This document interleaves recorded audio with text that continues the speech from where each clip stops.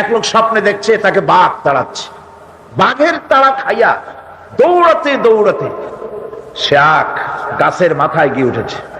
গাছের মাথায় উঠে একটা ডাল ধরে ঝুলে পড়েছে। এমন সময় সে লক্ষ্য করলো বাঘটা এসে গাছের গোড়ায় দাঁড়ায় আছে।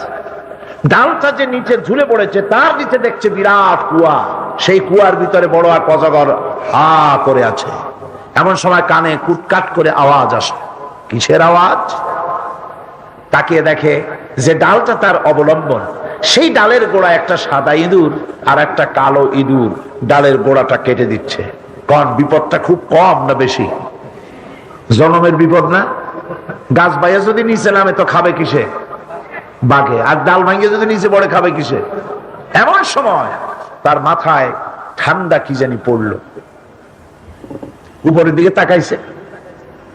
উপরে তাকালে সাধারণত মানুষের মুখ হা হয়ে যায়, আর যদি দাঁত না থাকে তাহলে জানলা খোলা গাড়ির মতো হয়ে যায়। উপরের দিকে তাকাইছে, মুখটা হা হয়ে গেছে। আর অমনি উপরে ছিল মধুর চাক, সেখান থেকে ফোটা ফোটা মধু পড়তেছিল, সে মধু চাকতেছে। এমন সময় তার ঘুম ভেঙে গেল। এক বুজুর্গ ব্যক্তির কাছে গিয়ে বলছে, হুজুর এই রকমের একটা মারাত্মক স্বপ্ন দেখেছি, অর্থ কি কিছুই বুঝলাম না। আল্লাহর বান্দা বুজুর্গ ব্যক্তি বলছেন, তুমি যে স্বপ্ন দেখেছো এটা তোমার একারও স্বপ্ন নয়, আর এটা স্বপ্ন নয়, এটা হলো বাস্তব।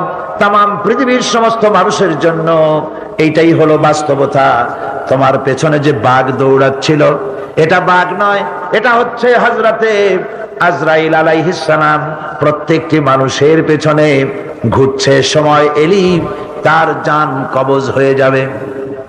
তুমি যে ডালটা ধরে ঝুলেছিলে ওই ডালটি হচ্ছে তোমার হায়াত, আর ডালের গোড়া কাটতে ছিল সাদা ইঁদুর আর কালো ইঁদুর। সাদা ইঁদুর হলো দিনের প্রতীক, কালো ইঁদুর হচ্ছে রাতের প্রতীক। দিন আর রাত তোমার হায়াতের রশিগাছা কুটকুট করে আস্তে আস্তে কেটে দিতেছে। আর নিচে যে কুয়া ছিল সাপ হা করে আছে, এটা হলো তোমার কবর। এর মধ্যে তুমি যে মাথার উপরে ঠান্ডা কি পড়লো, উপরে হা করলে মুখের ভিতরে মধু পড়লো, সেই মধু চাটতে চাটতে কবরের সাপের বিপদের কথা ভুলেছো, বাঘের বিপদের কথা ভুলেছো, ডাল ভেঙে পড়বে সে বিপদও ভুলেছো। এই মধু হচ্ছে তোমার সুন্দরী স্ত্রী, এই মধু হলো দুনিয়া, এই মধু গাড়ি, এই মধু বাড়ি, এই মধু ক্ষমতা, এই মধু প্রতিপত্তি, এই মধু হচ্ছে তোমার ব্যবসা বাণিজ্য। দুনিয়ার মোহে তোমাকে এত বড় বিপদ থেকে তোমাকে ভুলাই দিয়েছে মানুষ। এই দুনিয়া তাকে ভুলাই রেখেছে। ونزلنا عليك الكتاب تبيانا لكل شيء وهدى ورحمة وبشرى للمسلمين। আমার ভাইরা, তাই কোরআনে কারীম তার বক্ষ সমৃদ্ধ গোটা পৃথিবীর মানুষের চলার শান্তির পথের কথা এর মধ্যে সব বলে দেওয়া হয়েছে। সুতরাং আমি যদি বলি এই পৃথিবীটা হলো একটা রেলগাড়ি, এই পৃথিবীটা কি? একটা রেলগাড়ি। এই রেলগাড়ির ইঞ্জিনটা দখল করে আছে তথ্য অনুসন্ধানী, চিন্তাবিদ, বুদ্ধিজীবী, সমাজবিদ। এরা এই ইঞ্জিনটা দখল করে আছে। এরপরে এই পৃথিবী নামক গাড়িটি তারা পরিচালিত করতেছে তাদের মন মস্তিষ্ক প্রসূতীয় জ্ঞান দিয়ে। তারা এই পৃথিবীকে পরিচালিত করতেছে। ইঞ্জিন তাদের মুঠায়। ইঞ্জিনটা কাদের মুঠায়? হ্যাঁ, বুদ্ধিজীবী, দার্শনিক, মুক্তবুদ্ধি, তারপরে গবেষক, এদের হাতে ইঞ্জিনের স্টিয়ারিং রয়েছে। তারা এই গাড়িটা চালায় নিচ্ছে, আমরা আরোহীরা বসে আছি। এখন গাড়ি চলছে ড্রাইভারদের ইচ্ছা মাফিক। এই পৃথিবীর গাড়ি ড্রাইভারের ইচ্ছা মাফিক চলতেছে। আমরা আরোহীরা আমাদের মতের কোনো তোয়াক্কা না করে ড্রাইভার গাড়ি তার ইচ্ছে মতো পরিচালিত করছে। কেউ এটাকে নিয়ে যাচ্ছে সমাজতন্ত্রের দিকে, কেউ নিয়ে ছুটছে ধর্ম নিরপেক্ষতাবাদের দিকে, কেউ ছুটছে পুঁজিবাদের দিকে, কেউ ছুটছে জাতীয়তাবাদের দিকে, কেউ ছুটছে ইঞ্জিনটা নিয়ে ধর্ম নিরপেক্ষতার দিকে। এখন আমরা এই যে যাত্রীরা এর মধ্যে বসে আছি, আমরা যতই চিৎকার করি এই চিৎকারে কোনো ফায়দা কি বলেন হবে নাকি? কোনো ফায়দা হবে না। যেহেতু এই পৃথিবীর রেলগাড়িটার ইঞ্জিন যাদের হাতে, ওরা এই পৃথিবী চালাচ্ছে মন মস্তিষ্ক প্রসূত জ্ঞান দিয়ে, আর সেই জ্ঞান হলো অত্যন্ত সীমিত। জ্ঞান অত্যন্ত সীমিত। তাদের কাছে ভবিষ্যতের কোনো জ্ঞান নাই। আছে ভবিষ্যতের জ্ঞান? নাই। তাদের অতীতের জ্ঞান, অতীত ভুলে যায়, ভবিষ্যৎ জানে না, বর্তমান সম্পর্কে সিদ্ধান্ত নিতে গিয়ে ভুল করে। তাদের জ্ঞানের পরিধি হলো এই পর্যন্ত। এতটুকুন জ্ঞান নিয়ে তারা পৃথিবী চালাচ্ছে। ধর্মীয় জ্ঞান বলতে গেলে একেবারে জিরোর কোঠায় যারা এই পৃথিবী বর্তমানে পরিচালিত করছেন। ঠিক না বেঠিক বললাম? ধর্মীয় জ্ঞান তাদের এতই সীমিত, ওই সেই স্কুলের সেই ছেলেটির মতো যে ইন্সপেক্টর গিয়েছে স্কুল পরিদর্শন করতে। এখন ছেলেদের কাছে জিজ্ঞেস করছে, মাস্টার তোমাদেরকে কোন সাবজেক্ট পড়াচ্ছেন?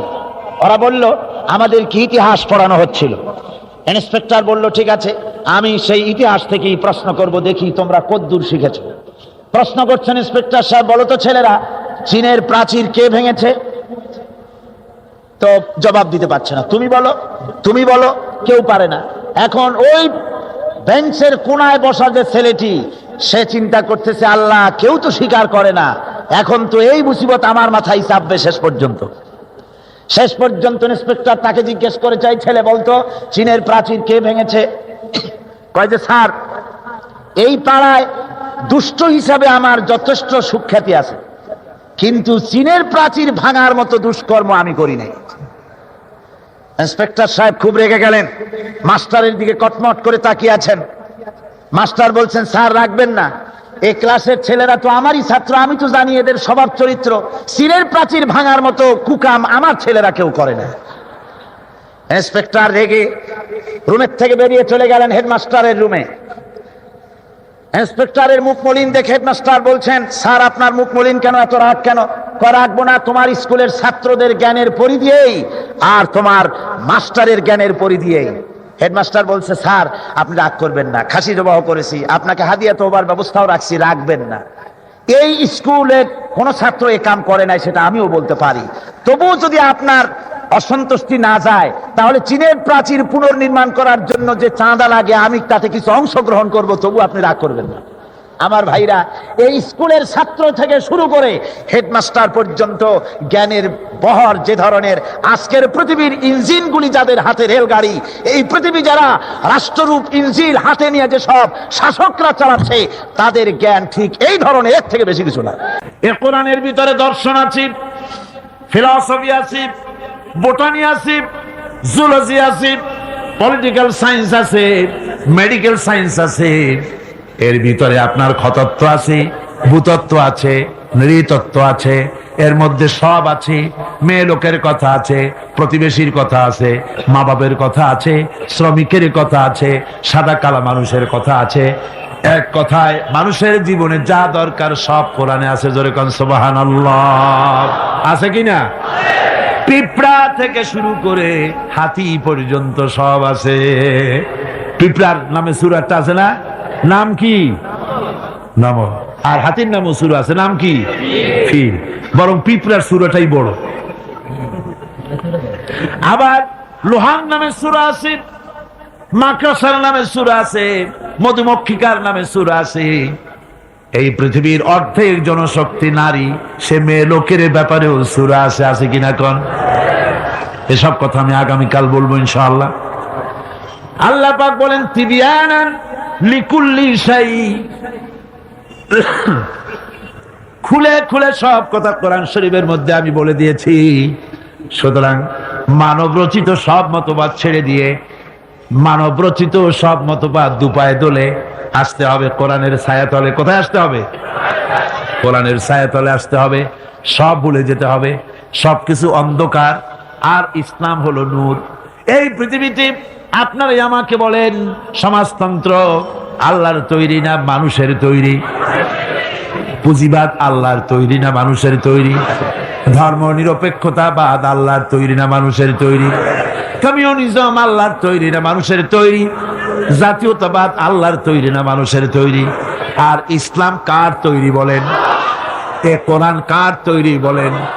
এই কোরআন শরীফের ভিতরে আল্লাহ রাব্বুল আলামিন গ্যারান্টি দিতেছেন, ফামান তাবিআ হুদায়া ফালা খাউফুন আলাইহিম ওয়ালা হুম ইয়াহজানুন। এই কোরআন যারা মেনে চলবে তাদের জন্য কোনো ভয় নাই, তাদের জন্য কোনো চিন্তা নাই। আলা খাউফুন আলাইহিম, ভয় নাই, চিন্তা নাই। কিসের ভয় নাই, কিসের চিন্তা নাই?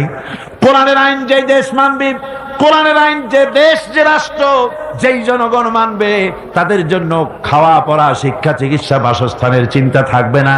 আর হত্যা, ধর্ষণ, হাইজাক, লুট ইত্যাদির কোনো ভয়ও থাকবে না। দুনিয়ায় শান্তি পাবে, কিয়ামতের দিন জাহান্নাম থেকে আল্লাহ মুক্তি দিয়া দিবেন। জোরে বলেন সুবহানাল্লাহ। সুতরাং এই কোরআনের দিকে আসতে হবে, কোরআনের দিকে আমাদেরকে এগিয়ে আসতে হবে। আল্লাহর গ্যারান্টি, খাওয়া পড়া, শিক্ষা, চিকিৎসা, বাসস্থানের গ্যারান্টি কে দিয়েছে? কোরআন দিয়েছে। কে দিয়েছে? কোরআন দিয়েছে। কোরআনের কথা বিশ্বাস হইল না, বিশ্বাস হইল কার কথা? নির্বাচনের সময় সলিমুদ্দিন এসে মঞ্চে দাঁড়ায় গেছে। একজন, উনি দাঁড়াবার আগে একজন এসে বলল, ভাইয়ের আমার, বোনের আমার, এতক্ষণ ধরে যার বক্তব্য শোনার জন্য প্রচন্ড রৌদ্রের ভেতরে প্রতীক্ষায় ছিলেন, ইনি সেই গরিবের বন্ধু, শ্রমিকের শত্রু, নাকি জানি জনগণের কলিজার টুকরা, কৃষকের নয়নের মণি, সাধারণ মানুষের ঘিলুর চামড়া, অমুক চেরাগালী সাহেব, উনি এবার বক্তব্য রাখবেন। উনি বললেন, এবার আমি দাঁড়াইছি, আমারে ভোট দেন। সালাম কত তখন, মাশাআল্লাহ। ধর্মের কথা ওরা আমাদের বলে, আমরা নাকি ধর্মের নামে রাজনীতি করি, ধর্ম নিয়ে নাকি আমরা ব্যবসা করি। নাউজুবিল্লাহ। ধর্ম ব্যবসা তো ওরা, ধর্ম ব্যবসায়ী কারা? ওরাই। মৌসুম আসলে পরে সারা বছরে সালাম দেয় না, নির্বাচন যখন আসে, হায়রে সালাম, সালাম দিতে দিতে আসসালামু আলাইকুম, এত সময় বলবে কতক্ষণ? খালি কয় চালকুম চালকুম, তাড়াতাড়ি হয়ে যায়, দ্রুত সালামের ব্যবস্থা। তারপরে বাড়ি বাড়ি গিয়ে হাজির, সালামের দেখেন গরজ কত। বরিশালে শুনে আসলাম একজন ক্যান্ডিডেট নাকি এরকম গত নির্বাচনে সালাম দিতে দিতে একেবারে শেষ।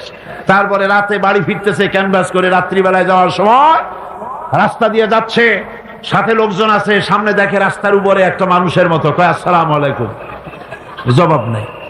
আরে ভাই, জবাব না দেন, ভোট না দেন, সালামের জবাবটা তো দিবেন, তাও কথা করেন। তারপর আচ্ছা ঠিক আছে একটু মোসাফা করি, হাত দিয়েছে, তা হাতও বাড়াইলাম, ব্যাপারটা সালাম দেই, সালামদের জবাব দেয় না, হাত বাড়াইলাম, মোসাফা করে না, কি কাছে যায় দেখে যে মানুষ না, মরা খাজুর গাছ।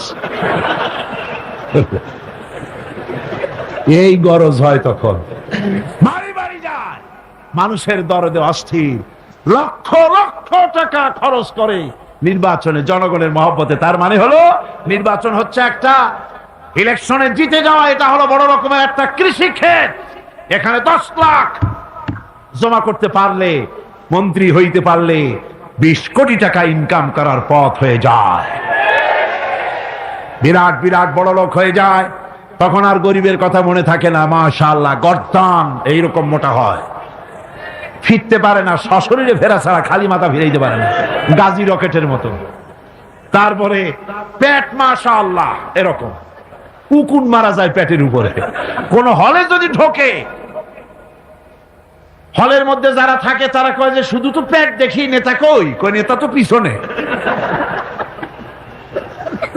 জনগণের মাল খাইয়া তারপরে এইভাবে হারাম খেয়ে শরীরকে পরিপুষ্ট করে, মানুষকে ধোকা দেয়, আর মানুষগুলো ধোকায় পড়ে যায়। নামাজটা পড়েন যার হুকুম মতো, রোজা রাখেন যার হুকুম মতো, দোকান চালাতে হবে তার হুকুম মতো।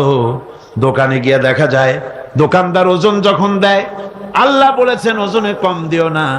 বান্দা এমন ভাবে দাড়ি পাল্লা ধরে, ক্রেতা মনে করে আমারে বুঝি 1 কেজির জায়গায় 1.5 কেজি দিছে।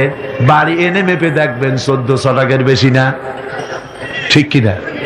মাপে কম, পরিমাণে কম। তাহলে তো গোলামি হলো না। জমিনের আইল ঠেলে জনমের ঠেলা।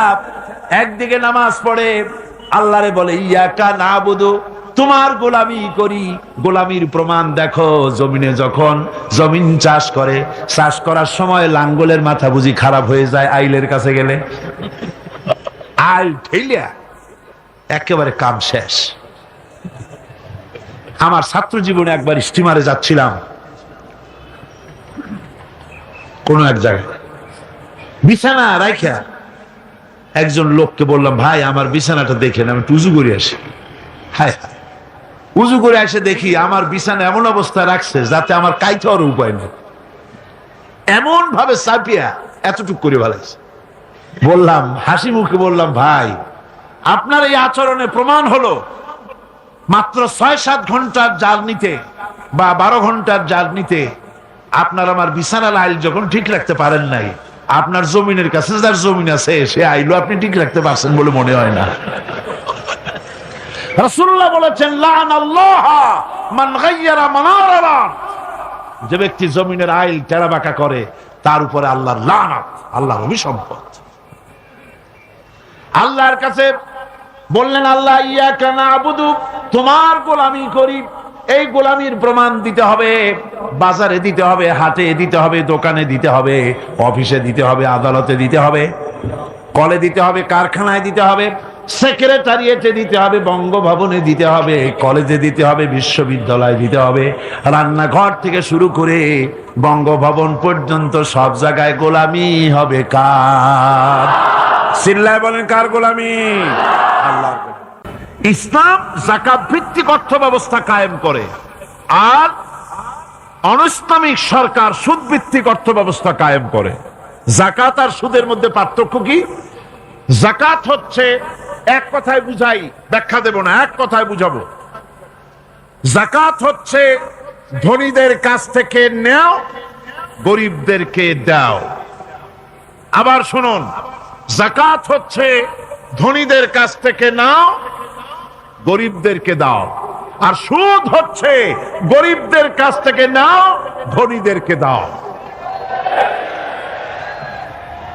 টাকায় টাকা টানে, একজনে শুনছিল টাকায় টাকা টানে, সে মনে করলো কেমনে টাকায় টাকা টানে। তারপরে সে এক ব্যাংকের সামনে গিয়ে অনেক টাকার মধ্যে নিজের একটা টাকা ছুঁড়ে মেরেছে। ঘন্টা 2 দাঁড়ায় আছে, দেখে যে তার টাকা আসে না। তখন ব্যাংকের দারোয়ান এসে পিছন থেকে গলাটা ঠেসে ধরছে, বেটা তুমি চোর নাকি, না হাইজ্যাকার, না মাস্তান, না সাদাবাজ? কয় যে না, আমি এর কোনোটাই না। তাহলে এই পজিশন নিয়ে দেখতেছো কি? কয় যে আমি শুনছিলাম টাকায় টাকা টানে, সেজন্য আমার পকেটে একটা টাকা ছিল, ওই যে কেশিয়ার টাকাগুলি গুনতেছে ওইখানে মারলাম, দেখেনি টাকা, আমার টাকায় কিছু টাকা টাইনে আনে। এতক্ষণ দাঁড়ানো, আমার টাকা তো টানলই না, আমার যে একটা টাকা তাও আসে না। দারোয়ান বলছে, বেটা তুমি ঠিকই শুনেছো, টাকায় টাকা ঠিকই টানে, ওই অনেকগুলা টাকা তোমার একটা টাকারে এমন ভাবে টাইনিয়া ধরছে, বাইরে আবার উপায় নেই। সুদভিত্তিক অর্থ ব্যবস্থায় গরিবরা এভাবে শোষিত হয়। শোষিত হয় কারা? গরিবরা। সিনেমা কারা বানায়? ধনীরা। শোষিত হয় কারা? গরিবরা। লক্ষ্য করেন, তাকান, আল্লাহর কথা কত বাস্তব। ধনীরা সিনেমা বানায়, শোষিত হচ্ছে গরিবেরা। রিক্সা চালায়, ঠেলা গাড়ি চালায়, মাথার ঘাম পায়ে ফেলেছে, পরিশ্রান্ত হয়েছে, বিকাল বেলায় সেই টাকা নিয়ে যাচ্ছে বাজার করতে। সিনেমা হলের সামনে যায় দেখে সর্বনাশ, যুবক একটা যুবতীর জড়ায় ধরছে 2 হাত দিয়া, নিচে লেখা কি যে প্রেম আর কত যে জ্বালা। বেচারা গরিব মানুষ মাথা গরম হয়ে গেছে এটা দেখিয়া, যে বাইরে যদি এত জ্বালা, ভিতরে না জানি কত মজা। যে টাকা দিয়ে চাউল কিনতো, সেই টাকা দিয়া টিকিট কিনে সিনেমায় ঢুকলো। এর মাথা ঘামানো পয়সাগুলি পাইলো কে? বড় লোকই পেল। বড় লোকেরা ব্যাংকে টাকা রাখে, গরিব মানুষেরা ব্যাংক থেকে টাকা লোন নেয়।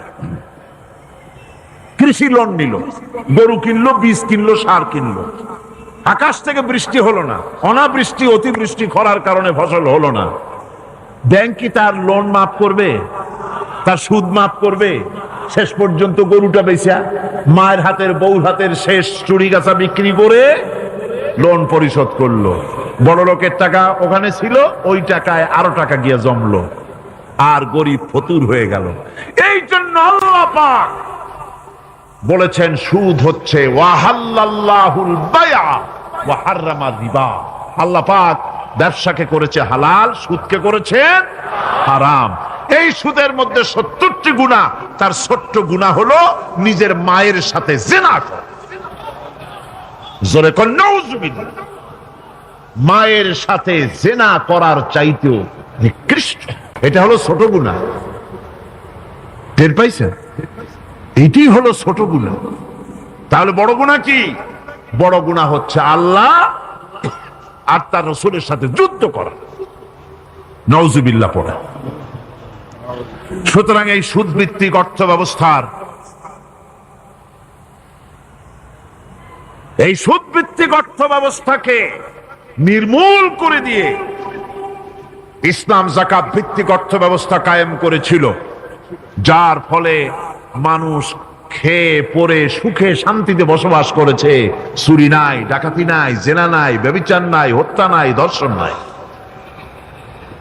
এমন এক সময় এসেছিল কোরআনে কারিমের বরকতে, যাকাত ভিত্তিক অর্থনীতির বরকতে, এমন এক সময় এসেছিল ময়দানে ঢোল পিটানো হতো বাজারে বাজারে, যাকাত কে নেবে, যাকাত কে নেবে, যাকাত কে নেবে। একজন মানুষও খুঁজে পাওয়া যায় নাই যে বলবে যাকাত আমার দরকার। গল্প করলাম? এটা কি গল্প? এটা বাস্তব। হযরত ওমর বিন আব্দুল আজিজ রাহমাতুল্লাহ আলাইহির জামানায় সদকার টাকা নিয়ে 3টি দিন একজন ঘুরেছেন গ্রামে গ্রামে, ময়দানে ময়দানে। একটা গরিব খুঁজতেছেন সদকার টাকা দেবে, গরিব খুঁজে পাওয়া যায় না। ক্লান্ত শ্রান্ত হয়ে মরুদ্যানের ভিতরে আরাম করতেছেন, এমন সময় দেখতে পেলেন সেখানে আরেকটা লোক আসছে, ধুলা মলিন বড় একটা বস্কা তার সাথে। এই লোকটি তার কাছে গিয়ে বলছে, ভাই আল্লাহ আপনারে আমারে মিলাই দিছে, 3 দিন পর্যন্ত ঘুরেছি কিছু সৎকার টাকা নিয়া, এত বড় দেশের এত জায়গা ঘুরলাম, একটা গরিব পাই নাই যে তারে দেব, আল্লাহ আপনারে মিলাই দিছে, নেন এই টাকাগুলা। কয় যে তোমার মাথা খারাপ না স্ক্রু ঢিলা? তুমি কি মনে করছো আমার এই বস্কার মধ্যে ছেঁড়া খাতা? তোমার টুপলায় যে টাকা আছে আমার বস্তায় তার থেকে অনেক বেশি টাকা আছে। তুমি ঘুরতেছো 3 দিন, আমি ঘুরতেছি সপ্তাহকাল, একটা ভিক্ষুক পাই নাই। এটা কিসের বরকতে? ইসলামী অর্থনীতির বরকতে। যখন কিসের বরকতে? কপাল পোড়া জাতি, কপাল পোড়া জাতি। সেই বরকতপূর্ণ সমাজ ব্যবস্থার দিকে না গিয়ে কোন নেতা কোন নেত্রী কি কইল সেদিকে দৌড়ায়, সেদিকেই দৌড়ায় পাগলের মতো। হেমিলেনের বংশীবাদক বাঁশি বাজায় চলল, আর ইঁদুর বাদর সব পিছনে ছুটল। এর কোন মানে হয় না। বন্ধুগণ, আল্লাহ রাব্বুল আলামিন এই যাকাত ব্যবস্থার মাধ্যমে বিরাট পরিবর্তন এনে দিয়েছিলেন। এটি আল্লাহ পাকের একটি বিশাল নিয়ামত। এই নিয়ামত আল্লাহ পাক ইসলামী রাষ্ট্রকে দান করেছেন। দিন প্রতিষ্ঠার কাজে হরতাল, অসহযোগ প্রভৃতি কর্মসূচি নেওয়া শরীয়তের দৃষ্টিভঙ্গি কি? হরতাল, অসহযোগ জিনিসটা তো জনগণের জন্য কষ্টকর, আর যা আল্লাহর বান্দাদেরকে যেসব জিনিস কষ্ট দেয় তা শরীয়ত জায়েজ রাখে না। কিন্তু অনেক সময় নাজায়েজ জিনিস বাধ্য হতে হয়, যেমন ছবি তোলা নাজায়েজ কিন্তু কোনো কোনো ক্ষেত্রে জায়েজ। আপনি গভর্নমেন্টের বিরুদ্ধে জনগণের দাবি, এই দাবি উত্থাপন করবেন গভর্নমেন্টের কাছে কিভাবে? বক্তৃতার মাধ্যমে করবেন, পত্রিকায় বিবৃতির মাধ্যমে করবেন, মিছিল করবেন, সমাবেশ করবেন, বিক্ষোভ করবেন। আপনার first gear, third gear, second gear, fourth gear, কোনো গিয়ারই যখন মানে না, তখন হরতাল হচ্ছে শেষ ওষুধ। এটা দেওয়া ছাড়া বিরোধী দলের কাছে আর কোনো ওষুধ থাকে না। এটা কোরআন, এটা সর্বশেষ ওষুধ। এটা গোটা পৃথিবীতে গণতান্ত্রিক সিস্টেমে একটা বৈধ বিধি, গোটা বিশ্বব্যাপী স্বীকৃত। সুতরাং এর দ্বারা একটু কষ্ট হলেও, কষ্ট হয় বলেই তো একটা ভালো জিনিস লাভ করা যায়। মা যদি 10 মাস ধরে পেটে ধরার কষ্ট সহ্য না করতেন, ডেলিভারির চূড়ান্ত মৃত্যুর যন্ত্রণা যদি সহ্য না করতেন, তাহলে নতুন চাঁদ মুখ তো আমরা দেখতে পারতাম না। এই জন্য জনগণকে কোনো কোনো ক্ষেত্রে স্যাক্রিফাইস করতে হয়, এবং শরীয়তের দৃষ্টিতে তা তখন অনেকটা শিথিল হয়ে যায় জনস্বার্থে, দিনের স্বার্থে। আমার স্ত্রী আমার আদেশ মানে না এবং ভালোবাসার প্রকাশ করে না, এই পরিস্থিতিতে তাকে কি করা? খুব দুঃখজনক কথা। আমরা আপনাকে সহানুভূতি জানাচ্ছি। এই পরিস্থিতিতে আপনার স্ত্রীকে আপনাকে বোঝাতে হবে। স্ত্রীর কোন আচরণে অসন্তুষ্ট হয়ে তালাক দেওয়ার মতো কঠিন সিদ্ধান্ত নিতে আল্লাহ পাক নিষেধ করেছেন। কোরআন শরীফে আল্লাহ পাক কথা স্পষ্ট করে বলেছেন, স্ত্রীর কোনো ব্যবহারে যদি মন নষ্ট হয়ে যায়, মন খারাপ হয়ে যায়, তাৎক্ষণিক রাগের মাথায় কোনো সিদ্ধান্ত নিও না, বরং আজকের ব্যবহারে তোমার মন খারাপ হয়েছে ঠিক, কিন্তু এর আগে তোমার জীবনে তার অনেক ভালোবাসা, অনেক অবদান আছে, সেগুলির কথা স্মরণ করে আজকেরটা ক্ষমা করে দাও। ইসলাম তালাক চায় না, ইসলাম ভালোবাসা চায়, মহব্বত চায়, পারস্পরিক সৌহার্দ্য চায়। এখন আপনার ভালোবাসার প্রকাশ কেন করে না, এটা আপনার ভালো জানার কথা। আপনি আপনার স্ত্রীর কাছে যে ধরনের ব্যবহার আশা করেন, আপনার স্ত্রীও কিন্তু আপনার কাছ থেকে সেই ধরনের ব্যবহার আশা করে। উভয়ের প্রতি যদি ভালো ব্যবহার করেন, কোরআন শরীফের মধ্যে আল্লাহ পাক বলেছেন, ওয়া আশিরুহুন্না বিল মারুফ, তোমরা তোমাদের স্ত্রীদের সঙ্গে সৎ ব্যবহার করো, ভালো ব্যবহার করো। রাসূল করিম সাল্লাল্লাহু আলাইহি ওয়াসাল্লাম তার স্ত্রীদের সঙ্গে সৎ ব্যবহার করতেন। হুজুর বলেছেন, তোমাদের মধ্যে উত্তম হচ্ছে সেই যে ব্যক্তি তোমাদের স্ত্রীদের কাছে উত্তম। আমি কিন্তু আমার স্ত্রীদের কাছে উত্তম ব্যক্তি। স্ত্রীর কাছে উত্তম হওয়া কঠিন ব্যাপার, এটা বাঁকা হাড়ের তৈরি। রাসূল বলেছেন, রাসূল করিম সাল্লাল্লাহু আলাইহি ওয়াসাল্লাম বলেছেন, বেশি সোজা করতে চাইও না, তাহলে ভেঙে যাবে। অনেকে মনে করেন পাঁজরার হাড় দিয়ে তৈরি করা হয়েছে, পাঁজরের বাঁকা হাড় দিয়ে তৈরি করা হয়েছে, পুরুষের স্বামী হাড় দিয়ে তৈরি করা হয়েছে। তো এই কথা যদি সত্য হয়, তাহলে যে ব্যক্তি 7-8টা বিবাহ করেছে, তার তো পাঁজরা হাড় একটাও থাকার কথা ছিল। এটি হচ্ছে পাঁজরের বাঁকা হাড়ের মতো বাঁকা। একে খুব সহজে কৌশলে ডিলিংসটা, বিহেভটা খুব কৌশলে, খুব টেকনিকের সঙ্গে হতে হবে। আপনি টেকনিকের সাথে অগ্রসর হন, আপনি তার প্রশংসা প্রথমে করেন, তারপরে সেও আপনার প্রশংসা করবে ইনশাআল্লাহ। আমাদের পবিত্র ঈদের দিন নামাজের পর সিনা মিলাইয়া কোলাকুলি করি, এইটা জায়েজ কিনা সহিহ হাদিস দিয়ে বলবেন।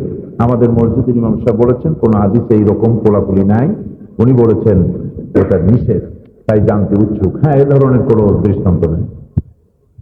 শরীয়তের দৃষ্টিতে দাড়ি রাখা কি? যারা দাড়ি রাখেন না বা ছোট করে রাখেন, তাদের পিছনে নামাজ পড়া যাবে কিনা, পড়লে আদায় হবে কি, কোরআন হাদিসের আলোকে জানতে উৎসুক। রাসূল করিম সাল্লাল্লাহু আলাইহি ওয়াসাল্লাম বলেছেন, দাড়িকে লম্বা করো, মোষকে খাটো করো, এটা হুজুর বলেছেন। তো দাড়ি রাখতে হবে, এটা রাসূল করিম সাল্লাল্লাহু আলাইহি ওয়াসাল্লামের হুকুম। আর কোন কোন হুকুম তো রাসূলের, কোন কোন হুকুম তো ওয়াজিব ফরজের কাছে চলে যায়। কাজী রাসূলের এই হুকুম মানতে হবে মুসলমানদেরকে। দাড়িওয়ালা লোক থাকতে দাড়ি চেনা যায় না, এই জাতীয় লোকদের ইমামতি করতে না দেওয়াই উত্তম। কিছু কিছু লোক আছে দাড়ি এত ছোট করে রাখে যে দূরবীন ছাড়া দেখার উপায় না যে দাড়ি আছে কিনা। এটা কিন্তু ঠিক নয়। এই জন্য দাড়ি রাখলে, যখন রাখবেনি, যখন দাড়ি রাখবেনি, মেহরবানি করে ভালো করে রাখুন, ছোট ছোট করে, অথবা দুই দিক দিয়ে কামাইয়া এইখানে একটু হনগতির মতো রাখা, এর কোনো মানে নেই। দাড়ি ভালো করে রাখাই উচিত। একজন মুসলমান হিসেবে নিয়মিত নামাজ আদায় করি, রোজা রাখি, সৎ কাজ করি, কিন্তু ইসলামী কোনো আন্দোলনের সাথে জড়িত নই, মানব রচিত দলের সাথে কাজ করি, তাহলে আমি কি ইসলাম বিরোধী হলাম? হ্যাঁ, ইসলাম বিরোধী এক অর্থে তো হয়ে গেলেন, যেহেতু আপনি ইসলামকে রাষ্ট্রীয় পর্যায়ে প্রতিষ্ঠিত হওয়া আন্দোলনে আপনি শরিক নন। এর অর্থই হচ্ছে আপনি নেগেটিভ সাইড নিয়েছেন, আপনি অন্য আরেকটি মতবাদ চান, সেকুলারিজম চান, ন্যাশনালিজম চান, অথবা ক্যাপিটালিজমকে আপনি সমর্থন দিচ্ছেন, আপনি ইসলামকে সমর্থন দেননি।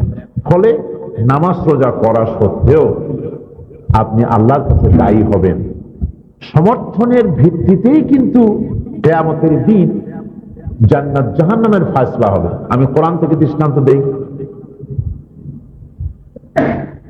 আসিয়া হচ্ছেন ফেরাউনের স্ত্রী।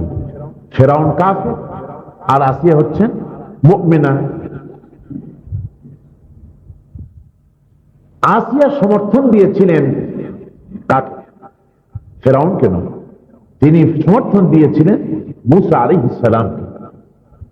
মুসা আলাইহিস সালাম যে দাওয়াত দিয়েছিলেন সেই দাওয়াতের প্রতি তিনি সমর্থন জ্ঞাপন করেছিলেন, লা ইলাহা ইল্লাল্লাহ।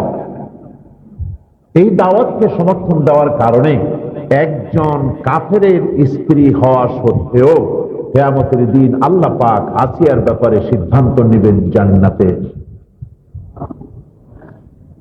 লূত আলাইহিস সালামের স্ত্রী হচ্ছে, লূত আলাইহিস সালাম আল্লাহর পয়গম্বর, স্ত্রী হচ্ছে কাফের। একজন পয়গম্বরের স্ত্রী তিনি সমর্থন তার স্বামীকে দিতে পারেন নাই, তিনি সমর্থন দিয়েছেন জাতির অপকর্মের প্রতি, জাতিকে সহযোগিতা করেছে, পয়গম্বরকে সহযোগিতা করেন নাই। যার জন্য যখন আল্লাহ পাক লূত আলাইহিস সালামকে এবং তার অনুসারীদেরকে সরাই দিতে বললেন, তখন সেই সাথে তার স্ত্রীকে সরাতে বলেন নাই। কিয়ামতের দিন লূত আলাইহিস সালামের স্ত্রী একজন পয়গম্বরের স্ত্রী হওয়া সত্ত্বেও কিয়ামতের দিন আল্লাহ পাক তার ব্যাপারে সিদ্ধান্ত নেবেন জাহান্নামে। আপনার সমর্থনের ব্যাপার, আপনি কি জিনিসকে সমর্থন করছেন। সমর্থন অর্থই হচ্ছে আপনি ইসলামের পরিবর্তে ক্যাপিটালিজমকে ভালোবাসতেছেন, ইসলামের বিকল্প হিসাবে আপনি সেকুলারিজমকে ভালোবাসতেছেন, ইসলামের বিকল্প হিসাবে আপনি ন্যাশনালিজমকে পছন্দ করছেন। অথচ আল্লাহ পাক কোরআনে কারীমের মধ্যে পরিষ্কার করে বলে দিয়েছেন যে আমার দ্বীনকে প্রতিষ্ঠা করো, কোরআন এবং সুন্নাহ মোতাবেক দেশ শাসন করো। আল্লাহ বলেছেন, আল্লাহ রাসূল বলেছেন। সুতরাং একজন মুসলমান হিসেবে আমাদের প্রত্যেকেরই করা উচিত কোরআন এবং সুন্নাহ যে পথে বাস্তবায়িত হয় সেই পথেই কাজ করা উচিত। কোরআন ও হাদিসে আছে তোমরা পরনারীর থেকে দৃষ্টিকে নিয়ন্ত্রণ করো। তাহলে সংসদে প্রধানমন্ত্রী, বিরোধী দলের নেত্রী, অনেক মহিলা নেত্রী থাকা সত্ত্বেও আপনি কি করে সংসদে আপনার দৃষ্টিকে নিয়ন্ত্রণে রাখেন? সেটা তো আমার ব্যাপার, সেটা তো আমার ব্যাপার। সুতরাং নিয়ন্ত্রণ যেভাবে রাখলে আল্লাহ পাক খুশি থাকেন সে ব্যাপারে আমার সতর্ক দৃষ্টি থাকে। সাহাবায়ে কেরাম রিদওয়ানুল্লাহ তাআলা আলাইহিম আজমাইন সত্যের মাপকাঠি কিনা, এটি একটি বহুল আলোচিত প্রশ্ন আপনি করেছেন। এই প্রশ্নটি সাবকন্টিনেন্টে ব্যাপকভাবে এই প্রশ্নটি করা হয়। সাহাবায়ে কেরামদের, রাসূল এবং সাহাবী এই দুটি জিনিস আগে বুঝেন। রাসূল হচ্ছেন আল্লাহ কর্তৃক নিয়ন্ত্রিত, এই জন্য রাসূল মাসুম। সাহাবায়ে কেরামদেরকে কোরআন হাদিস মাসুম বলে নাই। এ কথা ঠিক কিনা বলেন? কথা বলতে আপত্তি নেই। একমাত্র আম্বিয়া আলাইহিস সালাম তারা হচ্ছেন মাসুম, বেগুনাহ, তাদের কোনো গুনাহ নাই, তাদের কোনো ভুল নাই। সাহাবায়ে কেরামদের আল্লাহ পাক নবীদেরকে যেভাবে হেফাজত করেছেন, সাহাবায়ে কেরামদেরকে এইভাবে নবীদের মতো করে হেফাজত করার প্রশ্নই ওঠে না। সাহাবায়ে কেরামদের মধ্যে ভুল ত্রুটি হতে পারে, তবে সাহাবীরা হচ্ছেন নবীর পরেই যাদের মর্যাদা, তারা হচ্ছেন সাহাবায়ে কেরাম রিদওয়ানুল্লাহ তাআলা আলাইহিম আজমাইন। আমাদের অন্তর দিয়ে তাদেরকে শ্রদ্ধা করি, সম্মান করি। সাহাবীরা আল্লাহর উপরে খুশি, আল্লাহ সাহাবীদের উপরে খুশি, তাদের সম্মান মর্যাদা যথেষ্ট। কিন্তু ওয়াজিব তো ওয়াজিবের মকামে থাকবে, ফরজ তো ফরজের মকামে থাকবে। কোনদিন ওয়াজিব ফরজের সমকক্ষ হতে পারে না। আলেম ওলামা পীর বুজুর্গদের সম্মান আছে, কিন্তু সেই সম্মান সাহাবীদের উপরে সাহাবীদের মতো কখনো হতে পারে না। আবার সাহাবীদের সম্মান তো অবশ্যই আছে, কিন্তু তা কখনো নবীদের সমান হতে পারে না। নবীদের মর্যাদা তো অবশ্যই আছে, কিন্তু তা কখনোই কোনোভাবেই কোনো অবস্থাতেই আল্লাহর সমকক্ষ হতে পারে। রাসূল যদি সত্যের মাপকাঠি হন আর সাহাবীও যদি সত্যের মাপকাঠি হন, তাহলে দুইয়ের মধ্যে আপনি পার্থক্য করবেন কি করে বলুন আমাকে? সত্যের মাপকাঠি রাসূল করিম সাল্লাল্লাহু আলাইহি ওয়াসাল্লাম। এখানে আমি সোনা এবং কষ্টি পাথরের দৃষ্টান্ত দিতে পারি। সোনাটা খাঁটি কিনা, ধরুন এই জিনিসটা স্বর্ণের, ফর এক্সাম্পল এটা স্বর্ণের। এখন এই স্বর্ণটা খাঁটি কিনা সেটা বোঝার জন্য, যাচাই করার জন্য কি ব্যবহার করা হয়? কষ্টি পাথর। কষ্টি পাথর দিয়ে দেখতে হবে যেটা সত্যি সোনা কিনা। রাসূল করিম সাল্লাল্লাহু আলাইহি ওয়াসাল্লাম হচ্ছেন সত্যের মাপকাঠি, কষ্টি পাথর। এই সত্যের মাপকাঠি কষ্টি পাথর দিয়ে ঘষা খাঁটি সোনা হচ্ছে সাহাবায়ে কেরাম রিদওয়ানুল্লাহি তাআলা আলাইহিম আজমাইন। আর সোনা যতই খাঁটি হোক তা কোনোদিন কষ্টি পাথর হতে পারে না। কোরআনে কারীম আল্লাহ রাব্বুল আলামিন বলেছেন, ফাইন তানাযাআতুম ফি শাইইন ফারুদ্দুহু ইলাল্লাহি ওয়ার রাসূল। কোন ব্যাপারে যদি তোমাদের মধ্যে মতানৈক্য দেখা যায় তাহলে তোমরা আল্লাহ এবং রাসূলের দিকে প্রত্যাবর্তন করো। সাহাবীদের দিকেও প্রত্যাবর্তন করে কোনো বলা হয়নি। সুতরাং রাসূল করিম সাল্লাল্লাহু আলাইহি ওয়াসাল্লামের মর্যাদা সকলের উপরে, তিনি সত্যের মাপকাঠি। আর সাহাবায়ে কেরাম হলেন রাসূলের সত্যের মাপকাঠিতে ঘষা খাঁটি সোনা। তাদের মর্যাদা পৃথিবীর সমস্ত মুসলমানদের চাইতে শীর্ষ মর্যাদা হচ্ছে সাহাবায়ে কেরামদের। নবীর যে কোয়ালিটি, নবীর যে মর্যাদা, সেই মর্যাদার সাথে সাহাবীদেরকে তুলনা করা সঠিক নয়। হযরত মুহাম্মদ সাল্লাল্লাহু আলাইহি ওয়াসাল্লাম কে আপনি বিভিন্ন মাহফিলে মহামানব বলে উল্লেখ করেছেন। কবি গোলাম মোস্তফা তার বিশ্বনবী গ্রন্থে তাকে মানুষ এবং অতি মানুষের তিনি ছিলেন সমন্বয়, এবং অন্যত্রে অতি মানুষ বা পূর্ণ মানুষ বলেছেন। পার্থক্য বুঝাইয়া দিয়া বুঝাইলে খুশি হবে। হ্যাঁ, উনি মহামানব। মানব এবং মহামানব এ দুটির মধ্যে পার্থক্য আছে। অথচ আর একটু পরিষ্কার করে বলি, বুঝতে সুবিধা হবে। মানব অতি মানব, আর মানব আর মহামানব, এই দুটি কথার মধ্যে খুব পার্থক্য। মানব হচ্ছি আমরা, রাসূলও মানব, তিনিও মানুষ, কিন্তু তিনি মহামানব। কিভাবে? আমরা সেই মানব যারা আমরা মানবীয় দুর্বলতার ঊর্ধ্বে উঠতে পারি না। ভালো করে বুঝুন, আমরা মানুষ, আমরা মানবীয় দুর্বলতার ঊর্ধ্বে উঠতে পারি না। আমাদের মধ্যে পক্ষপাতিত্বের দুর্বলতা আছে, আমাদের মধ্যে মিথ্যে বলার প্রবণতা আছে, আমাদের মধ্যে স্বার্থপরতার প্রবণতা আছে, স্বজন প্রীতির প্রবণতা আছে, তারপরে ওজনে কম দেওয়া, খাদ্যে ভেজাল দেওয়া, আইল ঠেলা, এ সব কিছু মানবীয় দুর্বলতার ঊর্ধ্বে আমরা উঠতে পারি না। মুহাম্মদ সাল্লাল্লাহু আলাইহি ওয়াসাল্লাম মানব, কিন্তু মহামানব। এসব মানবীয় দুর্বলতা থেকে তিনি অনেক অনেক অনেক ঊর্ধ্বে। কোন মানবীয় দুর্বলতা তাকে স্পর্শ করতে পারে না। মানুষ, মানব আর অতি মানব। মুহাম্মদ সাল্লাল্লাহু আলাইহি ওয়াসাল্লাম অতি মানব নন, মহামানব। অতি মানব হচ্ছে মানবীয় গুণাবলী থেকে যিনি ঊর্ধ্বে, মানবীয় গুণাবলী থেকে যিনি ঊর্ধ্বে তিনি হচ্ছেন অতি মানব। তারা হচ্ছে ফেরেশতারা। রাসূল অতি মানব নন। আমরা মানব, রাসূল মহামানব। অতি মানব নন এই জন্য যেহেতু আমরা ঘুমাই, রাসূল ঘুমাতেন। এগুলি মানবীয় কোয়ালিটি। মানুষের যা যা প্রয়োজন, নিত্য প্রয়োজনীয় জিনিসগুলি আমাদের যেমন আছে, রাসূলের এগুলি ছিল। আমরা ঘুমাই, রাসূলও ঘুমাতেন। আমরা বিবাহ করি, বাচ্চা হয়, রাসূল বিবাহ করেছেন, বাচ্চা হয়েছে। আমরা বাজারঘাট করি, হুজুরও বাজারঘাট করেছেন, রাসূল বাজার করেছেন।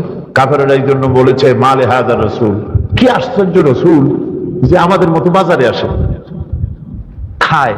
তাদের চিন্তা ছিল যে রাসূল যিনি হবেন তিনি বাজারে আসবেন কেন, খাবেন কেন, ঘুমাবেন কেন। এই চিন্তাটা হচ্ছে কাফেরদের। আমাদের দেশে একজন শুনছিল যে অমুক পীর সাহেবের 5 ছেলে আর 9 মেয়ে। শুনে গজে সর্বনাশ, তাহলে আর বিশ্বাস করবো কারে? চিন্তা করছে পীর সাহেব মানুষ, এর বাচ্চা কাচ্চা হবে কেন? এই হচ্ছে ব্যাপার। রাসূল হচ্ছেন, তাহলে কথাটা আমরা পরিষ্কার করি, আমরা হচ্ছি মানব, রাসূল হচ্ছেন মহামানব। নবীরা সব মহামানব, কিন্তু অতি মানব নন। দেশে আপনি একটি ইসলামী মাহফিল করতে 8,000 টাকা নেন, এটা কতটুকু সত্য? এ টাকাও নাকি কম নেবেন। হ্যাঁ, 1 টাকাও কম নেবেন না। আশ্চর্য কথা। তো আপনি কি করে জানলেন যে আমি 8,000 করে টাকা নেই আর 1 টাকাও কম নেই না? নিশ্চয়ই আপনাকে হয় আপনি দিয়েছেন, আর আপনি যদি না দিয়ে থাকেন তাহলে কারো মুখে শুনেছেন। যার মুখে শুনেছেন তাকে আপনার জিজ্ঞেস করা উচিত যে তিনি কার কাছে শুনেছেন। তিনি বলবেন অমুকের কাছে শুনেছি। এইভাবে শুনতে শুনতে আসল ব্যক্তিকে খুঁজে পাওয়া যাবে না, কারণ আসলটা হচ্ছে শয়তান। সেখান থেকেই কথাটি এসেছে। আল্লাহ পাক সাক্ষী, আল্লাহ পাক সাক্ষী, এর থেকে বড় কথা তো আর নাই। আল্লাহ পাক সাক্ষী, আমার সারা জীবনে বাংলাদেশ এবং বাংলাদেশের বাইরে এমন কোন মায়ের সন্তান নাই যে আমার সামনে দাঁড়ায় কথা বলতে পারে যে আপনি আমার সাথে চুক্তি করে মাহফিল করেছেন, এত টাকা দিয়েছি, কম হয়েছে বলে ফেরত দিয়েছেন, বেশি করে ডিমান্ড করেছেন, এ কথা কেউ বলতে পারবে না। এই ধরনের বাজে কাজ আমি জীবনেও করিনি, আলহামদুলিল্লাহ, আল্লাহ শুকরিয়া। কোরআনে কারীমের তাফসীর করা, মাহফিল করা, এটা আমার পেশা নয়, এটা আমার নেশা। আল্লাহ পাক যেটুকুন শিখাইছেন মেহেরবানি করে সেটুকুন মানুষের দুয়ারে দুয়ারে পৌঁছবার চেষ্টা করি। আমার সংসার কিভাবে চলে প্রশ্ন উঠতে পারে। আমি এ পর্যন্ত 21খানা বই লিখেছি, আলহামদুলিল্লাহ। বইগুলি দেশে এবং বিদেশে চলে, বাংলা ভাষায়, ইংরেজি ভাষায় অনুবাদ হয়ে দেশে বিদেশে চলছে। সর্বশেষ বই বেরিয়েছে সেটা 350 পৃষ্ঠার, এটা 5 খণ্ড বেরোবে। কোরআনে কারীমের গবেষণাধর্মী এক বই, যেটা 5 খণ্ডের প্রথম খণ্ড বাজারে বেরিয়ে গেছে, আলহামদুলিল্লাহ। নাম হচ্ছে তালিমুল কোরআন। এভাবে করে মোট 21খানা বই আছে, যে বইয়ের বিক্রয় লব্ধ পয়সা আমি পাই। একটা বাড়িতে আমি থাকি, সেই বাড়ি থেকে কিছু ভাড়া আসে, এ দিয়ে আলহামদুলিল্লাহ আমার সংসার যাত্রা সম্মানজনক ভাবে আল্লাহ পরিচালিত করেন, হালাল ভাবে, আলহামদুলিল্লাহ, আল্লাহ শুকর। আপনারা জেনে গেলেন। এরপর যদি কেউ এই কথা বলে, আপনি তো 8,000 কম বলছেন, কোন কোন জায়গায় 50,000 বলে, কাজে আপনারা চ্যালেঞ্জ করবেন। যদি কেউ ধরনের বলে, চ্যালেঞ্জ করতে পারবেন। তাবলীগী জামাত ও জামাত ইসলামের মধ্যে পার্থক্য কি? তাবলীগী জামাত জামাতের বিরোধিতা করে কেন? তাবলীগী জামাত ও জামাত ইসলামের মধ্যে পার্থক্য কি? এটা হচ্ছে প্রথম প্রশ্ন। তাবলীগী জামাত আর জামাত ইসলামের মধ্যে পার্থক্য হচ্ছে, তাবলীগী জামাত মানুষের ইসলাহ চায়। মানুষের ইসলাহ ব্যক্তিগত, নামাজ, রোজা, হজ, যাকাত ইত্যাদি, এই কাজগুলি মানুষকে দাওয়াত দেন, কলেমা শুদ্ধ করে, নামাজকে পরিশুদ্ধ করেন, দোয়া কুনুত শিখায় দেন, পায়খানায় কিভাবে যেতে হবে, কিভাবে বেরোতে হবে, মসজিদে কেমনে ঢুকতে হবে, কেমনে বেরোতে হবে ইত্যাদি সম্পর্কিত ইসলামের প্রিলিমিনারি স্টেজ, প্রাথমিক পর্যায়ের কাজগুলি ওনারা করে থাকেন। আর জামাত ইসলামী, তারা ইসলাম, মানুষের ব্যক্তির ইসলাম, তার পারিবারিক ইসলাম, তার রাজনৈতিক ইসলাম, ইসলাহে মুআশারাত, ইসলাহে সিয়াসত, তার রাজনীতি, তার অর্থনীতি, তার সমাজনীতি, তার পারিবারিক নীতি, তার জীবনের সকল ক্ষেত্রে পরিবর্তন চায়। কোরআন এবং হাদিস অনুযায়ী তাদের মধ্যে পরিবর্তন আনয়ন করতে চায়। সুতরাং একটাকে যদি প্রাইমারি বলা যায়, তো অন্যটাকে বিশ্ববিদ্যালয় বলা যায়। এখন প্রাইমারি স্কুল যদি দাবি করে যে আমরা সব, তাহলে তো বিশ্ববিদ্যালয়ের কোনো মূল্যই থাকে না। প্রত্যেকটার ক্ষেত্র আলাদা। প্রাইমারি আছে বলেই তো হাই স্কুলগুলি বাঁচে। প্রাইমারি স্কুল হচ্ছে ফিডার সেন্টার, এই ফিডার সেন্টার আছে বলে হাই স্কুল বাঁচে, হাই স্কুল আছে বলে কলেজ বাঁচে, কলেজ আছে বলে বিশ্ববিদ্যালয় বাঁচে। প্রাইমারি বন্ধ করে দেন, আপনার হাই স্কুল, কলেজ, ইউনিভার্সিটিতে 5-10 বছর পর আর একটাও ছাত্র পাওয়া কথা ঠিক কিনা? সুতরাং তাবলীগী জামাত একটা গুরুত্বপূর্ণ কাজ করতেছেন। আমি আমার অন্তরের অন্তঃস্থল থেকে তাদেরকে শ্রদ্ধা জানাই, মোবারকবাদ জানাই, আমি তাদেরকে সম্মান করি, মহব্বত করি। আমি আমার জিন্দেগিতেও কখন তাবলীগী জামাতকে কটূক্তি করিনি। আমি সব সময় তাদেরকে সম্মান করি। তারা বিরাট কাজ করছে। আমার পক্ষে সম্ভব নয় মসজিদে মসজিদে গিয়ে, বিভিন্ন জায়গায় গিয়ে গিয়ে কালেমা তাইয়্যিবা একজন একজন করে ডোর টু ডোর শেখানো। আল্লাহর মেহেরবানি, আমাদেরই ভাই, ওনারা দেশে বিদেশে, বাড়ি বাড়ি, মসজিদে মসজিদে গিয়ে এই কাজগুলি করতেছেন, আলহামদুলিল্লাহ। এখন অভাবটা হচ্ছে এই যে আমাদের পারস্পরিক স্বীকৃতি নাই। দ্বিতীয় প্রশ্ন যেটা বলা হয়েছে, তাবলীগ জামাত জামাতের বিরোধিতা করে কেন? এটি একটি অন্যায়, এটি করা উচিত নয়। আপনি তো একা কিছু করতে পারবেন না, বিরাট পৃথিবী, শত শত কোটি মানুষ এখানে বাস করে।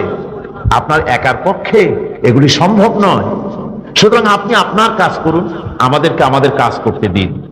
আপনারা আমাদেরকে ভালোবাসুন এবং কিছু কাজ করতেছি তার স্বীকৃতি দেন, আমরাও আপনাদেরকে স্বীকৃতি দিয়েই রাখছি।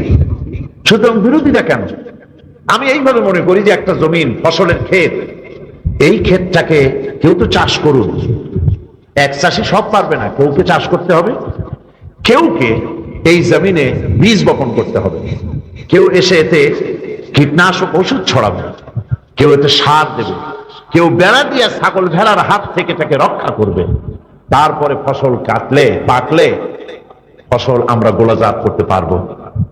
এখন এইভাবে করে জমিনের চাষ বিভিন্ন লোকেরা করতেছে, খেদমত করতেছে।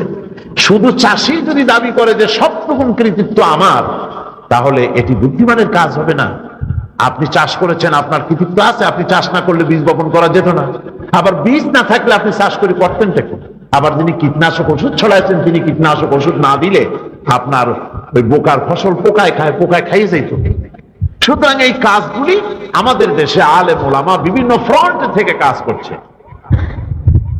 যদি তাবলীগী জামাতের ভাইয়েরা কেউ মনে করেন যে মাদ্রাসার কোনো দরকার নাই, এই মোবাইল মাদ্রাসা হলেই চলবে, এর মাধ্যমে সারা দুনিয়ার মানুষ আমরা হেদায়েত করব, এই কথা ঠিক না। আলেমের মর্যাদা আছে, ইলমের মর্যাদা আছে। মৌলানা খতিবে আজম মৌলানা সিদ্দিক আহমদ রহমতুল্লাহ আলাইহি, নাম নিশ্চয়ই শুনেছেন আপনারা। তার মুখে শুনেছিলাম তিনি এক ওয়াজের মধ্যে বলতেছিলেন যে এক মৌলভী সাহেবকে নাকি এক বুড়ি দাওয়াত দিয়েছে। তো সেখানে গিয়ে মৌলভী সাহেব দোয়া দুরুদ করেছে, তারপর খাইতে দিয়েছে।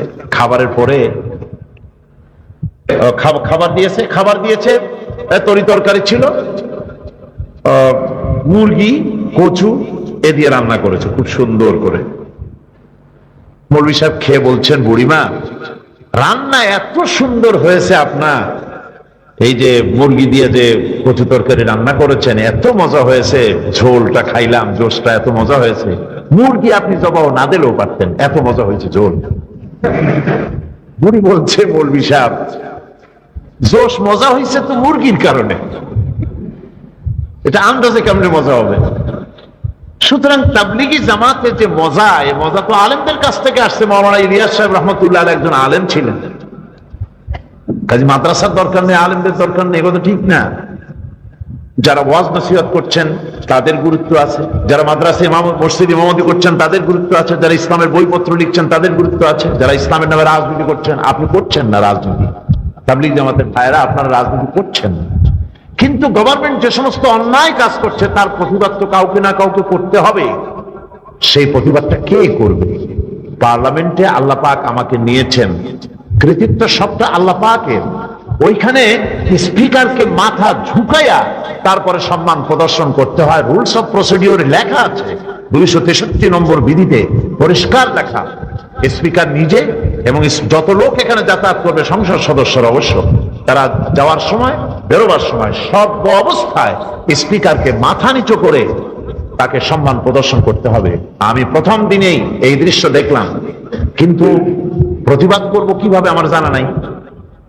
পার্লামেন্টারি নর্মস আছে আলাদা, সেগুলি জানতে হবে। জানতে আমার 3-4 দিন লেগেছে।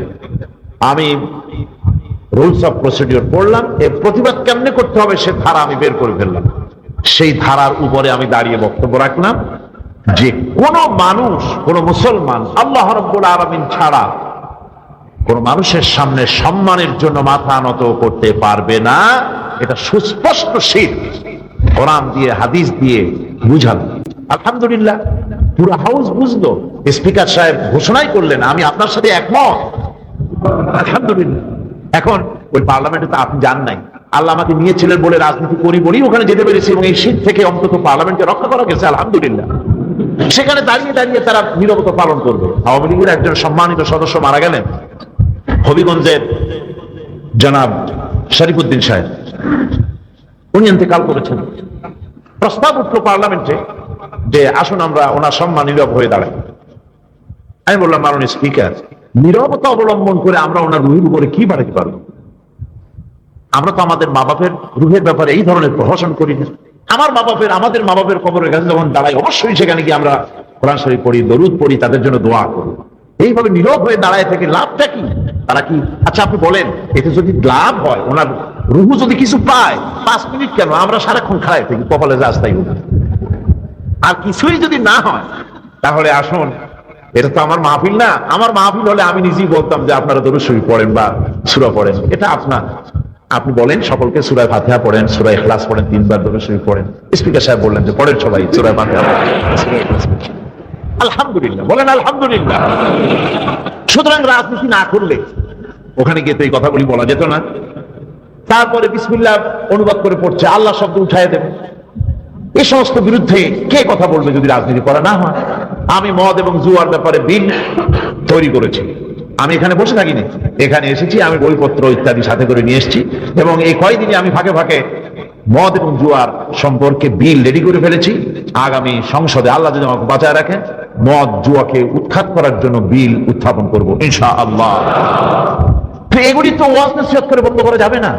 আমি তো 3 যুগ ওয়াজ করেছি, 3 যুগ, একটানা 36 বছর সুদ জুয়া জেনা ব্যবসা বন্ধ করতে তো পারিনি। এই সিস্টেম বন্ধ হবে ইনশাআল্লাহ। পার্লামেন্টে যদি এটা আইন হয়, কারো ওয়াজ করা লাগবে না, কোনো পীর সাহেবের ওয়াজ করা লাগবে না, কারো দোয়া করা লাগবে না। বিনা দোয়ায় আর বিনা ওয়াজে সুদ বন্ধ হয়ে যাবে। গভর্নমেন্ট যদি বিল অ্যাকসেপ্ট করে, সুদ বন্ধ হয়ে যাবে, ঘুষ বন্ধ হয়ে যাবে, জেনা বন্ধ হয়ে যাবে। এটা আইন পাশের জায়গা। সুতরাং যারা রাজনীতি করে, ইসলামের রাজনীতি এবং এই পথে রাজনীতি করতে গিয়ে মারা যায়, তাদেরকে একটু সম্মান করেন, তাদের জন্য একটু দোয়া করেন, বলেন যে আমি ইসলামের কাজ করছি, ওরাও ভালো কাজ করতেছে। আপনি এই কথা বলার দরকার নাই যে আপনারা জামাত ইসলামী করেন, বলার দরকার নাই, কিন্তু তারা ভালো কাজ করছে স্বীকৃতিটা দেন। তাদের বিরুদ্ধে বদনাম করে, ফতোয়া দিয়ে গালাগালি করে লাভটা কি? আমি সকলকে উদার হওয়ার জন্য বিনীত অনুরোধ জানাই, আসুন আমরা উদার হই, আমরা পরস্পরকে ভালোবাসতে শিখি, আল্লাহর কারণে, রাসূলের কারণে আমাদের পরিচয়টা বড় করতে শিখি, তাহলে ইনশাআল্লাহ আমাদের